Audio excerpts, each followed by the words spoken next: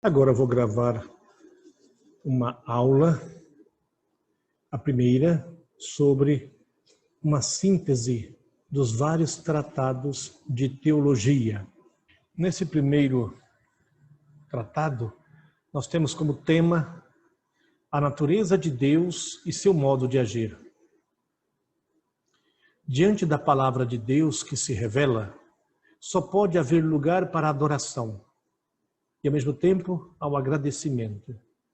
O homem cai de joelhos diante de Deus, que, sendo transcendente, é o mais íntimo do ser humano. Primeiro passo: quem é Deus? Ao longo da história, colocou-se em todas as culturas esta pergunta. Tanto assim que os primeiros sinais de civilização se encontram geralmente no âmbito religioso e do culto. Crer em Deus é o mais importante para o homem de todos os tempos. A diferença essencial é que em Deus se crê. De fato, em nenhuma das religiões pagãs, o homem adorava as forças da natureza enquanto manifestação concreta do sagrado e contava com uma pluralidade de deuses, ordenada hierarquicamente. Na Grécia Antiga, por exemplo, também a divindade suprema entre um panteão de deuses era regida, por sua vez, por uma necessidade absoluta que abarcava o mundo e os próprios deuses.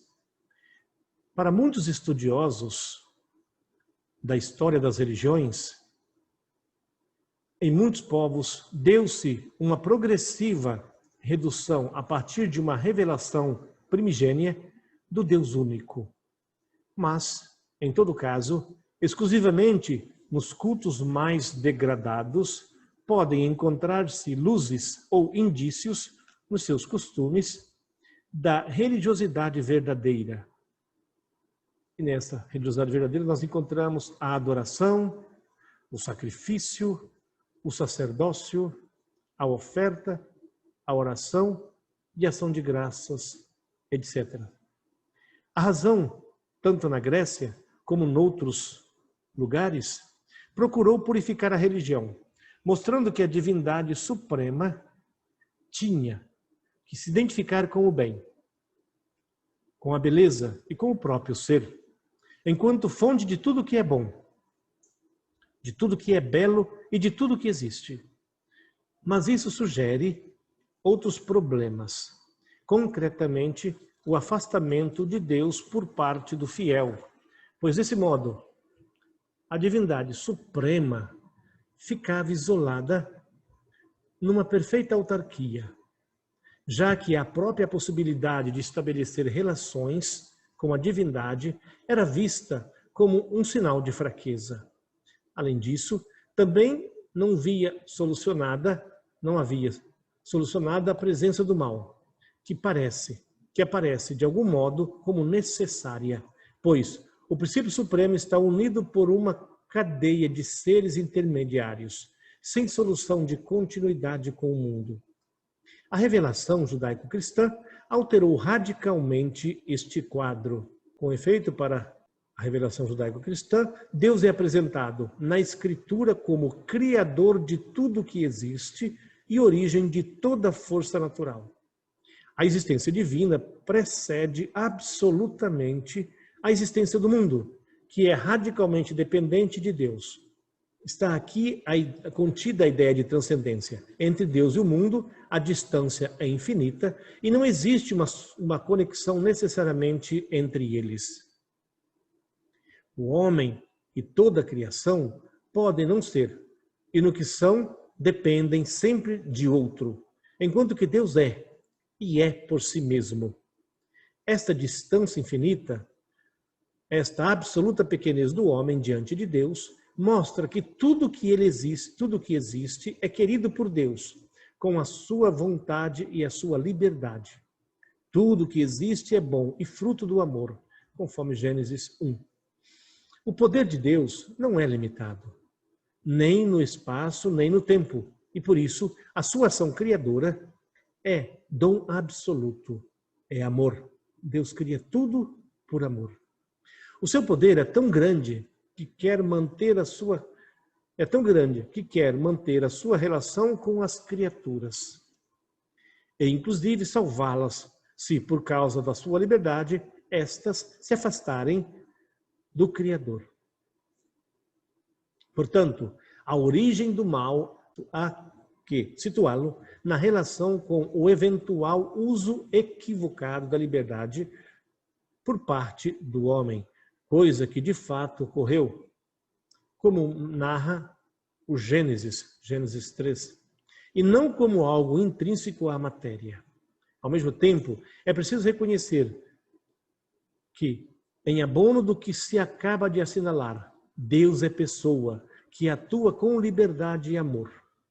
As religiões e a filosofia interrogam-se sobre o que é Deus. Pelo contrário, pela revelação, o homem é impulsionado a perguntar-se quem é Deus. Um Deus que sai ao seu encontro e procura o homem para lhe falar como a um amigo, conforme Êxodo 33:11. Tanto é assim que Deus revela a Moisés o seu nome. Eu sou aquele que sou, conforme Êxodo 3:14. Como prova da sua fidelidade à aliança e de que o acompanhará no deserto, símbolos das tentações da vida. É um nome misterioso, que em todo caso nos dá a conhecer as riquezas do seu mistério inefável. Só Ele é, desde sempre e para sempre, aquele que transcende o mundo e a história, mas que também se preocupa com o mundo e conduz a história. Foi Ele que fez o céu e a terra e os conserva. Ele é o Deus fiel e providente, sempre próximo do seu povo para o salvar. Ele é o santo por excelência, rico em misericórdia, conforme Efésios 2:4, sempre pronto a perdoar.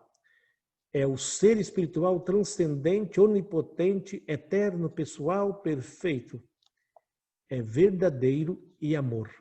E é amor. Assim sendo, a revelação apresenta-se como absoluta novidade, um dom que o homem recebe do alto e que deve aceitar com reconhecimento agradecido e religioso obséquio. Portanto, a revelação não pode ser reduzida a meras expectativas humanas. Vai muito mais além.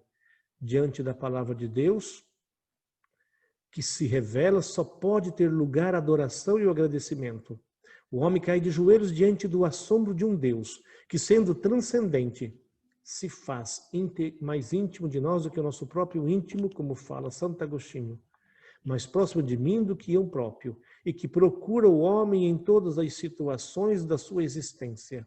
O Criador do céu e da terra, o Deus único, que é fonte de todo o ser, este único Logos Criador, esta razão criadora, ama pessoalmente o homem, mas ainda ama-o apaixonadamente e quer, por sua vez, ser amado.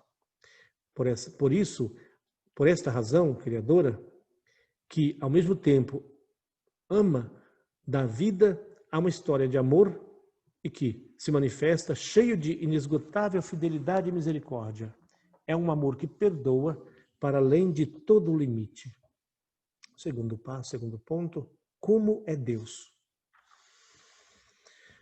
O Deus da Escritura, da Sagrada Escritura, não é uma projeção do homem, pois a sua absoluta transcendência só pode ser descoberta a partir de fora do mundo. E por isso, como fruto de uma revelação. Quer dizer, não há propriamente uma revelação intra-humana.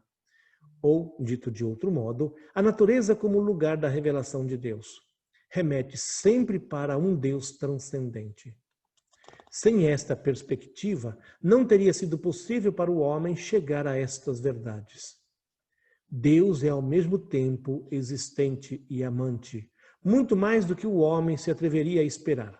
De fato, podemos imaginar facilmente um Deus onipotente, mas custa-nos reconhecer que esta onipotência nos possa amar.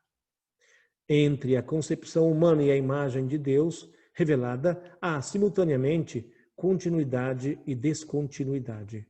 Porque Deus é o bem, a beleza, o ser, como dizia a filosofia. Mas, ao mesmo tempo, esse Deus ama-me, a mim como sou. A mim, que sou nada, em comparação com Ele. O eterno procura o temporal, e isso altera radicalmente as nossas expectativas e a nossa perspectiva de Deus.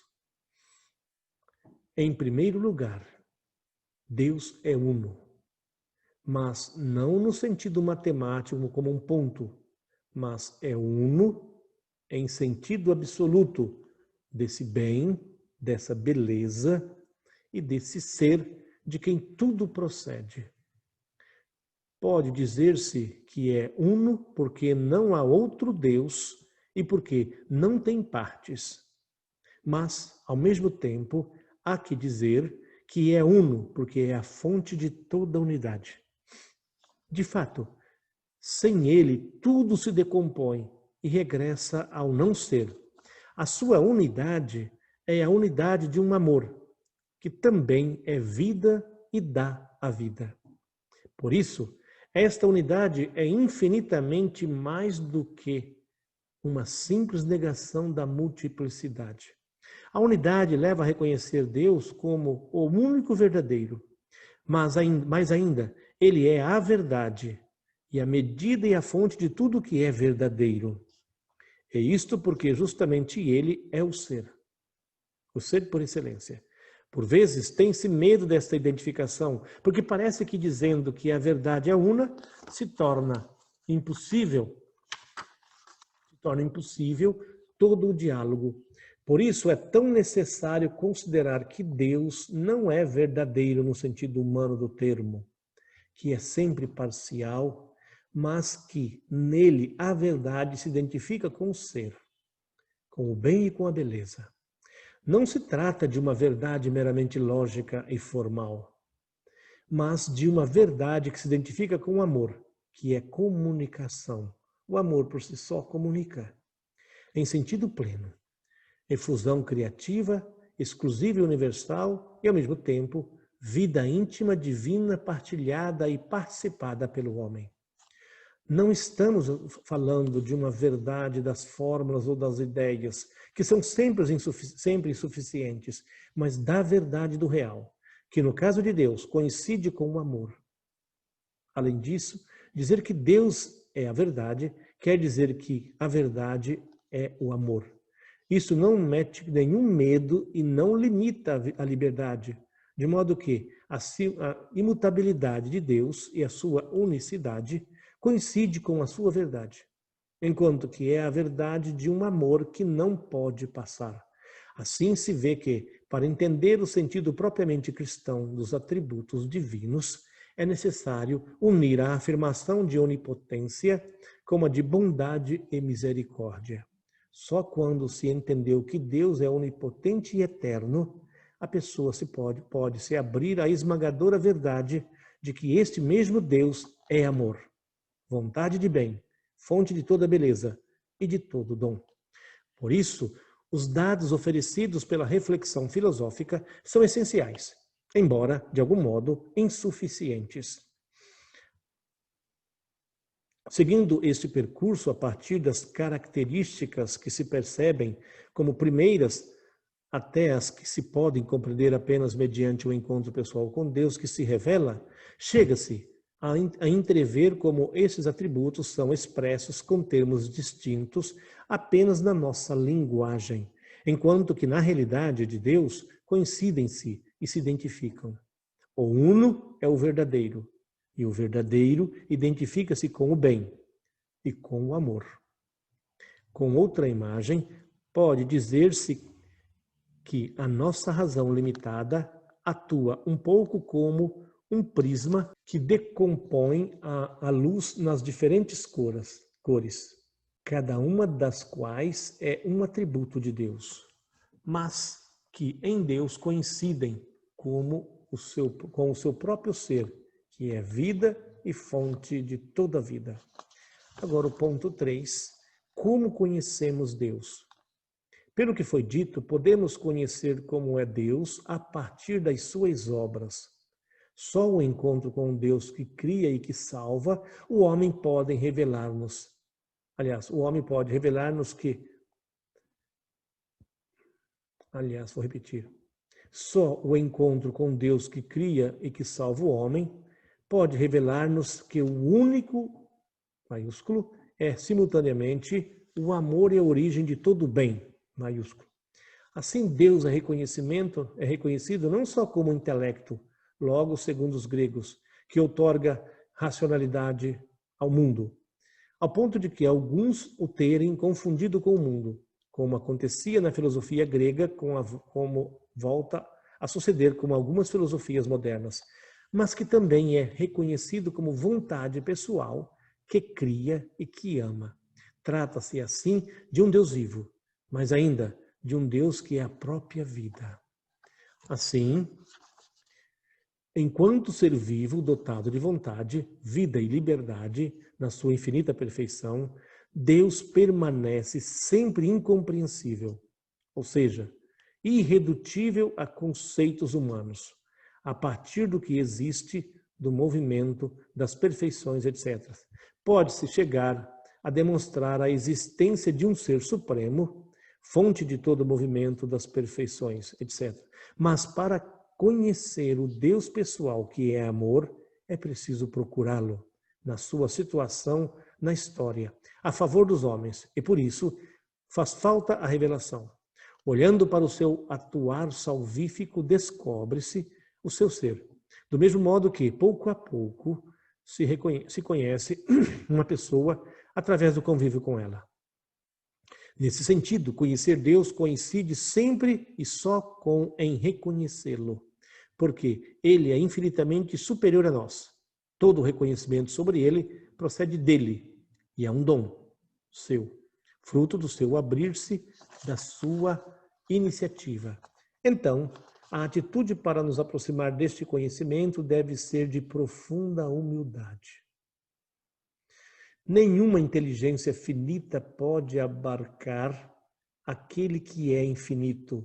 Nenhuma potência pode sujeitar o onipotente. Só podemos reconhecê-lo através do que ele nos dá, quer dizer, através da participação que temos nos seus bens, fundamentada nos seus atos de amor com cada um. Por isso, o nosso conhecimento dele é sempre analógico. Quando afirmamos algo dele, simultaneamente temos que negar que essa perfeição se dê nele de acordo com as limitações que vemos no criado.